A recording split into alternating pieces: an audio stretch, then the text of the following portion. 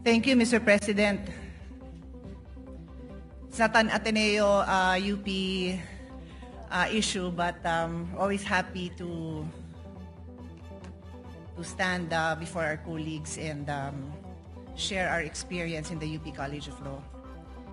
I was prepared to address this to all our members of the bar in the Senate, but since it is Senator Kiko, my schoolmate, my teammate actually in the UP Volleyball Varsity team who stood up, I'll also specifically address it to Senator Kiko. So dear Senator Kiko and our colleagues in the majority, knowing that you have members in the majority that are lawyers, and for those who are not lawyers, you definitely have consultants who are lawyers. Wala naman siguro ni isang senador dito na walang consultant na abogado. Kahit ako abogado, ang dami ko hong staff na abogado din. Why? Because these are legal issues. We need to talk to the experts. Kung pag-uusapan natin ang mental health, physical health ng Vice President, then of course we will not listen to lawyers. We will listen to doctors, di ba? So this is a legal issue. Let's hear what the lawyers have to say. But let me just quote, because I know the Senate President doesn't have time to call on all the lawyers. So if you ask your lawyers in your staff, I'm sure nag-abala sila to look at the constitutional records, to look at the journal. I'm sure. And if they did not, please take your cell phone now and text your staff. What does the constitutional journal, the records of the debate show? Sinabi na po ni Senator Alan Cayetano, you can question him, you can doubt him. Ask your staff. May I ask you, dear colleagues, let's do our job well. The same way when you stand up and you tell me to do my job well and you disagree, I disagree with your point of view, I will listen intently to your point of view. And I'm looking at each one of you because this is our solemn duty. What does the Constitution say? Nakalagay doon, the Chief Justice, pag the President. Silent na po sa iba. So sabi ng iba, at yan ang sinasabi ng Senate President natin na mukhang pwedeng iba. So we looked at what the constitutional framers said. What did they say? Nagdebate na po sila, colleagues. Nagdidebate tayo dito. Pag sinabi ng sponsor, ito na yung paliwanag, yung nag-i-interpolate at nagbibigay ng amendment, sinasabi niya, okay, yung pala paliwanag mo, okay na ako. No need to amend. Yun at yun din ang sinabi. Let's place ourselves in that position. Because that happens to us every day. Every day, somebody stands up and says, ano ibig sabihin nito?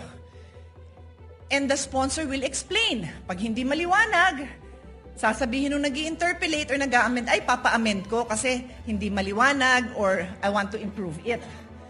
Pero kung nagkaintindihan naman, okay na. Eh yun nga yung binasa, tanungin nyo naman po yung staff nyo. Or let's pause, let's all get a copy. Let's show it. Because this is the foundation of this trial na tama yung nakaupong presiding officer. So that's my first point. Mag-abala naman tayo. Read it yourself, ask your staff to print a copy. In fact, on that note, may I ask Senator Alan's staff to print a copy and give it to all our colleagues. Mabilis lang yan, hindi na yan mapapatagalan. Show it. We can take judicial notice naman po siguro of it. Siguro naman, alam na natin ang ibig sabihin ng judicial notice. You can go to the actual records. Nandito na makakuha naman natin yun kung pagdududahan nyo yung ipapaprint ko. So that's my first point. My second point, Mr. President, is addressed to His Honor. If His Honor will insist that we have to call a regular session, we have to be in session to amend the impeachment rules, eh di tawagan niyo po ang Malacanang.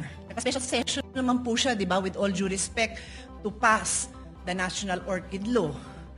To pass, what else? Anong tatlo yun eh? Oo nga, yun nga, yung Walingas National Orchid, ano pa yung dalawa? No, I know, I'm not questioning it. I'm saying that there was a special session called to pass 3 laws. Naalala ko yung waling-waling because I love it. This is important. O ano pa yung dalawa? Unfortunately, hindi ko na maalala. Dalawang naturalization. Sports-minded po tayo.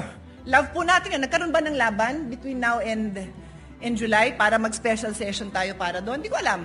But in any case, ito importante ito, di ba? E di kung pa-i-insist nyo na yung impeachment amendment na yan kailangan gawin ng special session, papatawag tayo ng special session. Mukha namang very supportive naman ang Malacanang sa majority. Di ho ba? Pero I take the position that we are in impeachment court. We are already in impeachment court. Therefore, the amendments must happen here. Medyo common sense din naman po yan. I rest my case. Yun lang po. But as soon as nakapis come, I will give it to you. Who leads?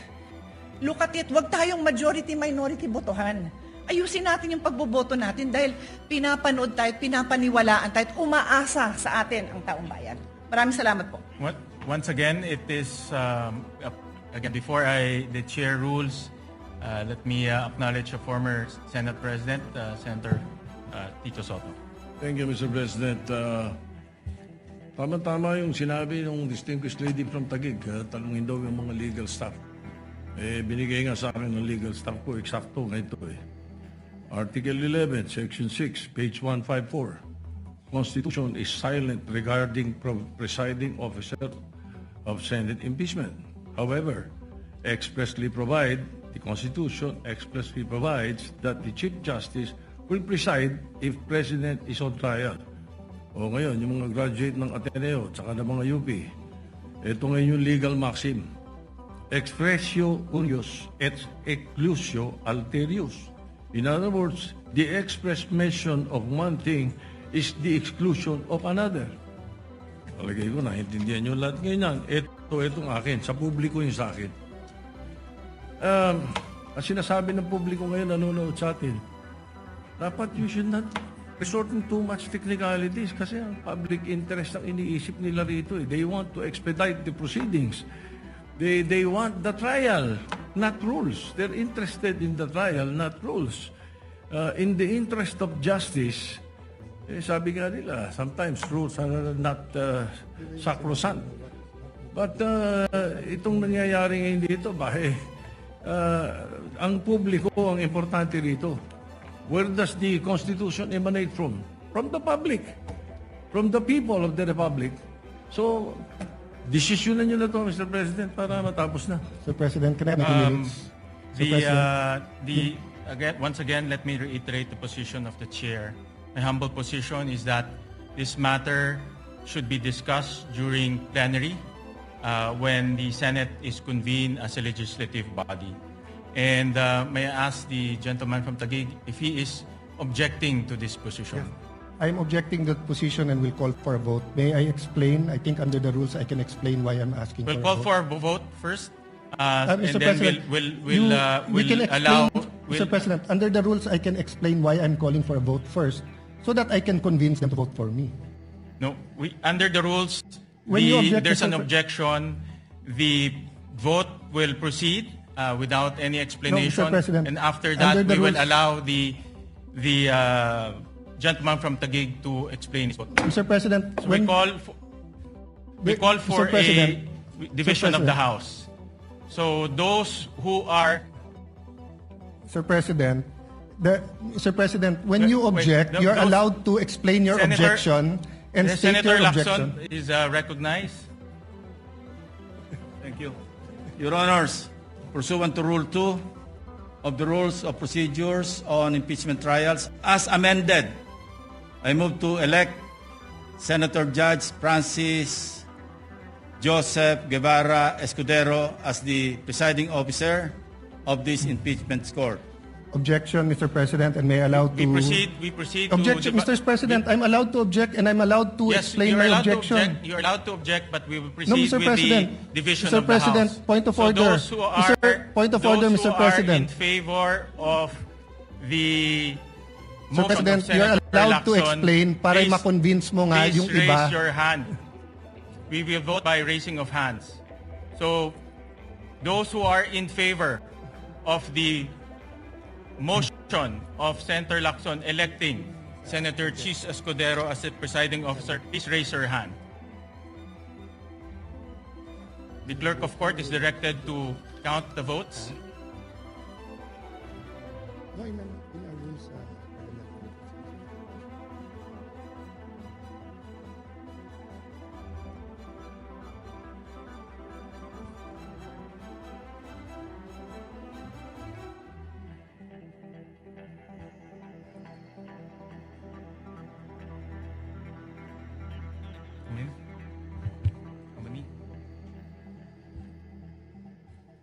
explain my vote, Mr. President. Hold on. Allow the chair to make a ruling. Those who are against the motion of Senator Lacson electing Senator Chis Escudero as the presiding officer, please raise your hand.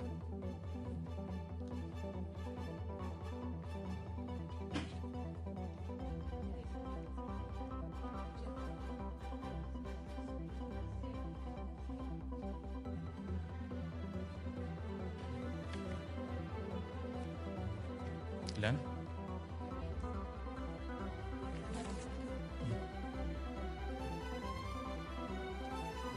The official count is 12 in favor, 8 against. The majority, those who are in favor, has it. Mr. President, The may I court explain? resolves to elect Senator Chis Escudero as presiding officer of the impeachment court. The duly elected presiding officer shall, under the same oath taken on May 18, 2026, immediately assume and exercise all powers, functions, duties, and prerogatives pertaining to or vested in a person presiding over the impeachment trial under the rules of procedure on impeachment trials, as amended, and shall give full effect to the powers inherent to the courts under Rule 135, Section 5 of the Rules of the Court. Mr. President, may I now explain my vote? You are allowed to explain your vote. You Mr. have 2 President, minutes. first of all, we cannot violate the Constitution. We put the whole impeachment trial at risk here. What Senator Tito Soto, former Senate President, what his staff did not tell him is that there is such a thing as procedural due process, and that who presides goes into due process and fairness. The Latin term that he mentioned was for enumerations. That when there are enumerations at hindi kasali doon, in this case, there was a statement that in only one case it would be the Chief Justice, because member of the Constitutional Commission who became Chief Justice, Davide, was going to amend precisely the Constitution to state the Senate President shall preside. But upon explanation by the sponsor that it is understood that it is the Senate President, then it should be the Senate President. And dun sa sinabi ni Senate President Soto that ang gusto ng tao ay mag-umpisa na, precisely, kanina pa dapat tayo nag-umpisa kung nag-preside ang Senate President. Secondly, this is when you have threshold issues that go into due process fairness. If we're going to say that ang gusto ng tao i-convict na lang, then let's just blurt it out. Now, if we're going to say we want a fair trial, let's make sure that every aspect of this trial is fair. So that's why, Mr. President, if you read the rules, the presiding officer shall have the power to make an issue by himself or by the Secretary of the Senate all orders, mandates, writs, authorized by these rules of the Senate, and make and enforce such other regulations, orders, premises that the Senate may authorize or provide. Nandito din, Mr. President, that the Senate President may by himself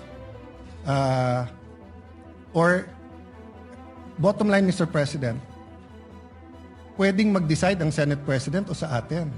And Mr. President, there are issues that goes into fairness. You know, the AMLA will be a witness here.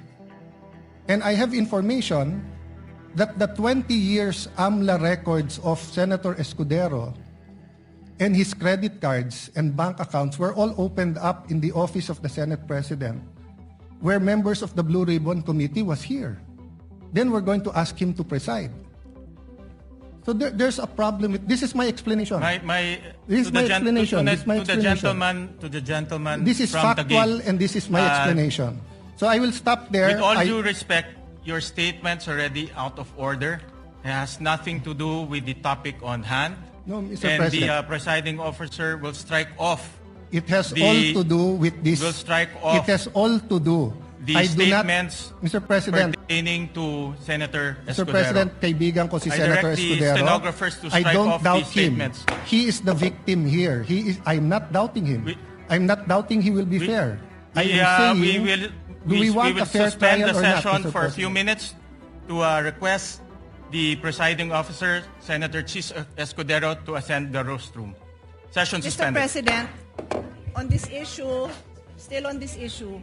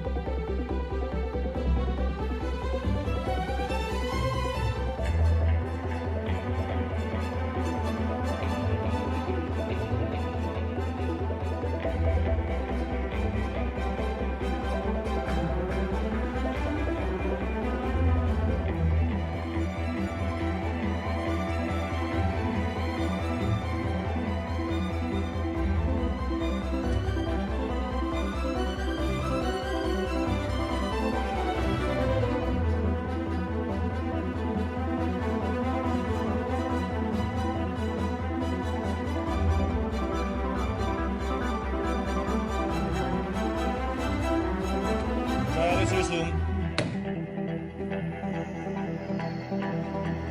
Mr. President, What is the question of Senator Judge Taylor? Mr. President, I'm explaining my vote. The lady has 2 minutes. Thank you. Dear colleagues, my explanation includes a reminder to all of you na kung di nyo kasundo si Alan, malamang kasundo nyo ako. So, if sarado ang pag-iisip nyo na si Alan nagpaliwanag, ako naman ang magpapaliwanag. Pagbigyan nyo naman ako. But what I'm saying is not new from what Senator Alan Cayetano expressed. And I have here copies of the verbatim debate on this provision. And as Senator Alan read, sinabi ni Mr. Monsod, is it not understood that when the President of the Philippines is on trial, it is the only time when the Chief Justice of the Supreme Court will preside? Is it necessary to say that the Senate President will preside during all other times? Ulitin ko yung tanong, kasi yun ang tanong natin today. Is it necessary to say in the Constitution that the Senate President will preside during all other times? Ang sagot ni Mr. Davide, Mr. Presiding Officer, I precisely presented that because we have a distinction when it comes to the Chief Justice of the Supreme Court. But with that clarification, that in all other cases, it would be the President of the Senate who will preside, I withdraw the amendment. Kaya clear sa Constitution that in all other cases, the President of the Senate will decide. Wala, hindi ho applicable dito yung excluso unios. Hindi ko na-memorize yan kasi I graduated in 1991 and we took that up in 1987, but the phrase is, pag hindi kasama, excluded. Hindi po applicable yon. With all due respect to our former Senate President, it is the intention of the framers that matter. I will ask the page to help me distribute this among our colleagues.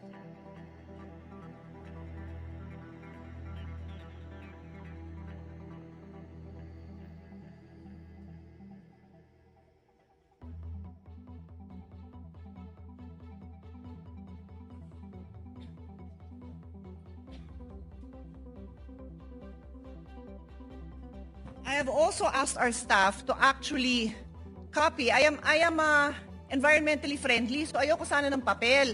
Pero alam ko na hindi po lahat sa atin gumagamit ng digital, ng electronic gadgets, kaya pinapil ko na lang. Pero kailangan ko pakita sa inyo yung mismong nasa journal, yan din yon. Yan din yon, my dear colleagues. Yun lang hiling ko sa inyo, intindihan naman natin yung nandito. Bumoto na. Pero intindihan naman natin kasi this is just the first day. We cannot disregard the Constitution, and I continue, Mr. President.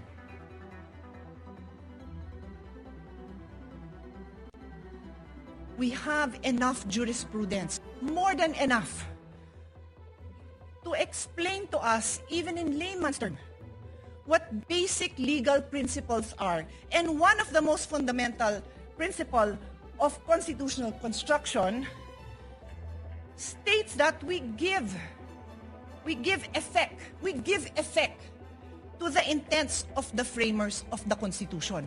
With this vote, did we give effect to the intentions of the framers of the Constitution? Sinabi nga Senate President ang magpe-preside. Hindi na siguro napakalaking bagay yon dahil kahit sinong ipalit nyo, maayos naman ang mga kasama natin sa colleagues. Sa colleagues natin, maayos naman. Di ho yun ang point. The point is, what are we required to follow? That's why may Constitution.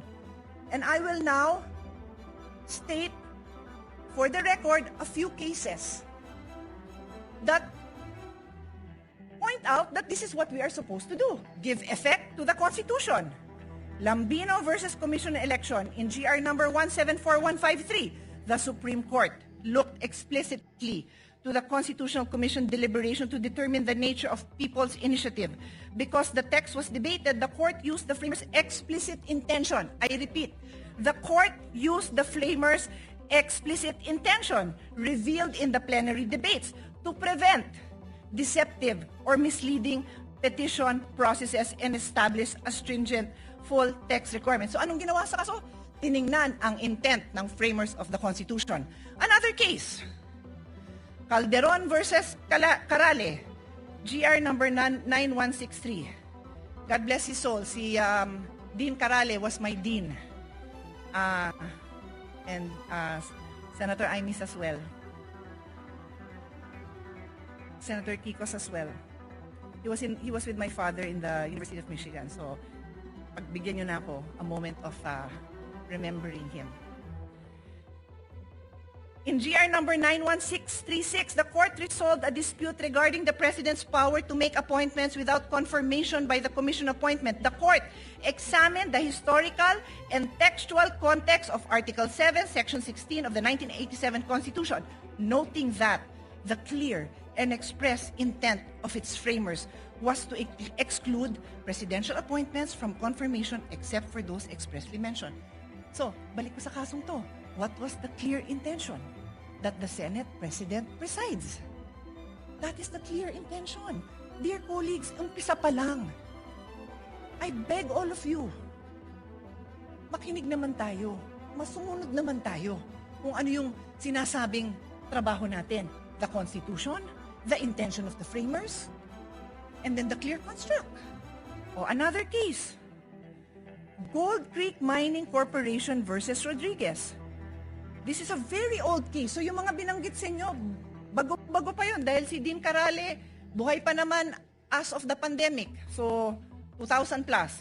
Ito, 66 Philippines, 259. So, for lawyers and law students, pag sinabing Philippines, pag yan yung ni-record, alam mo ng 1950s, 1940s, something like that. Justice Jose Abad Santos articulated the definitive rule. The fundamental principle of construction is to give effect to the intent of the framers of the organic law and of the people adopting it. Dear colleagues, I can stand here and read more cases to all of us. We have law students. We have freshman law students. We have fresh graduate. We have bar reviewees listening to us. Tapos tayo pa lang, hindi natin mabigyan pahalaga ang very clear legal principles. Pati ang prosecution and defense, nakikinig. Sana po, huwag niyong abalahin yung oras namin. Bigyan niyo naman kami ng maliwanag na mga arguments ninyo because we are willing to listen. Pero colleagues, patunayan naman natin that we are willing to listen. Hindi yung pagpasok natin, nag-prejudge na tayo. Kasi sad to say, mukhang ganon. I tell you, there will be times I probably will not vote with the minority because I believe tama yung sinasabi ng majority. Sana po, yun ang pakita natin sa taong bayan.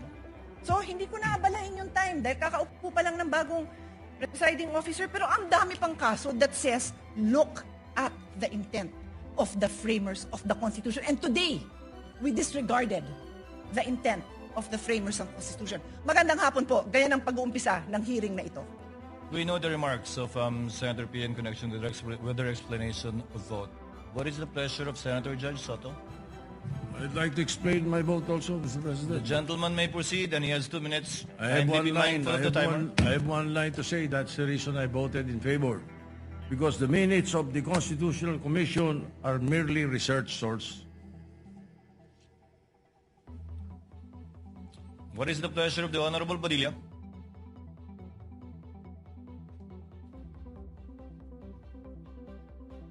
Ginoong, Will the gentleman explain his vote? opo, The gentleman may proceed. You have 2 minutes, sir. maraming salamat po, Ginoong punong tagapamahala.